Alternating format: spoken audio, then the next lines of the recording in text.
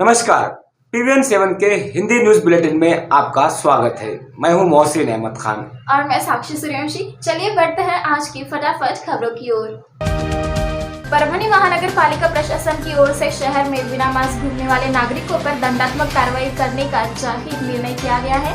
Corona की संभावित तीसरी लहर को रोकने के लिए सरकार की ओर से जारी सूचनाओं के अनुसार महानगर पालिका ने नागरिकों को मास्क का इस्तेमाल करने की अपील की है। महानगर पालिका की ओर से परभनी शहर के विसावा कॉर्नर, जाम नाका, गंगाखेड़ नाका, शिवाजी चौक, गांधी पार्क, काली कमान, अपना कॉर्नर परिसर में दस्तों की नियुक्ति की गई है।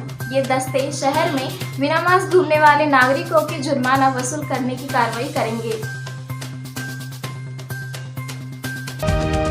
परभनी जिला आरटीओ कार्यालय की ओर से कोरोना नियमों के पालन को लेकर वाहनों की जांच मुहिम चलाई जा रही है। इस मुहिम के तहत पिछले 2 दिनों में लगभग 150 से अधिक वाहनों की जांच की गई है।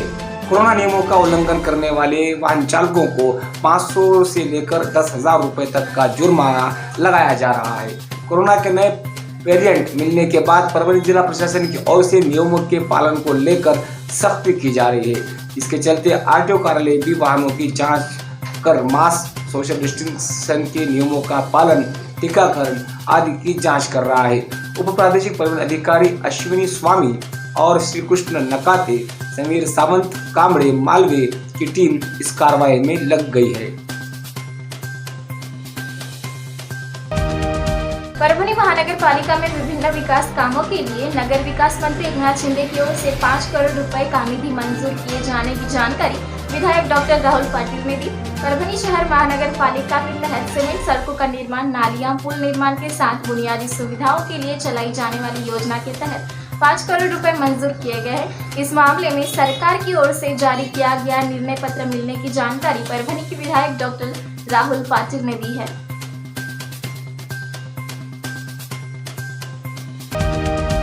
रिलायंस कंपनी के 2 प्रतिनिधियों को किसानों द्वारा अगवा किए जाने के बाद कंपनी की ओर से किसानों को फसल बीमे की रकम अदा करने का आश्वासन दिया गया था। इसी के अनुसार 2 दिसंबर को परभनी जिले के किसानों के खातों में फसल बीमे की रकम जमा होना शुरू हो गई है।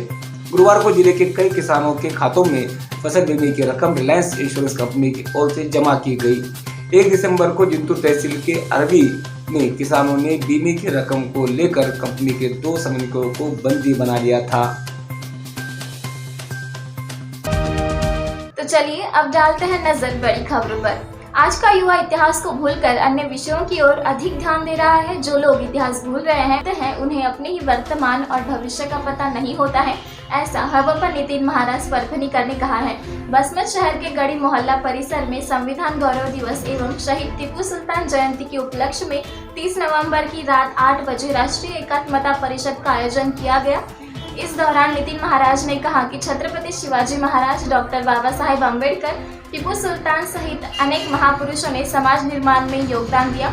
आज के युग में लोग अपने ही इतिहास को पूरी तरह से भूल जा रहे हैं। विधायक राजू नवघरे ने बताया कि राष्ट्रीय एकात्मता परिषद के माध्यम से विचारों पर मंथन होना समय की जरूरत है।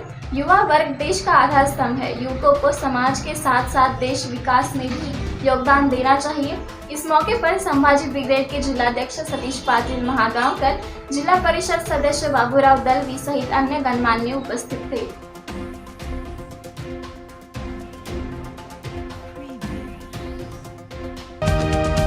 परभनी शहर महानगर पालिका का आने वाला चुनाव राष्ट्रीय समाज पार्टी पूरे दमखम के साथ लड़ेगी। ऐसी जानकारी राष्ट्रीय समाज पार्टी के विधायक तथा प्रदेश अध्यक्ष रत्नाकर गुट्टे ने परभनी में संवाददाता सम्मेलन में आज गुरुवार को दी है।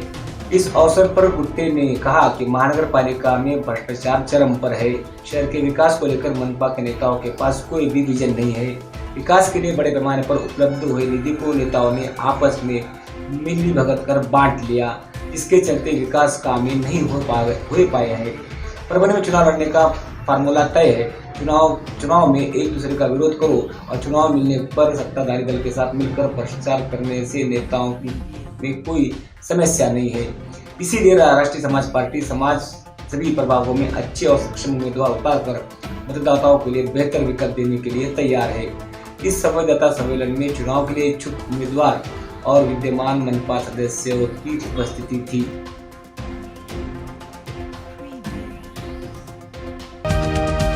इसी के साथ ही आज की खबरों का सिलसिला यहीं खत्म हुआ।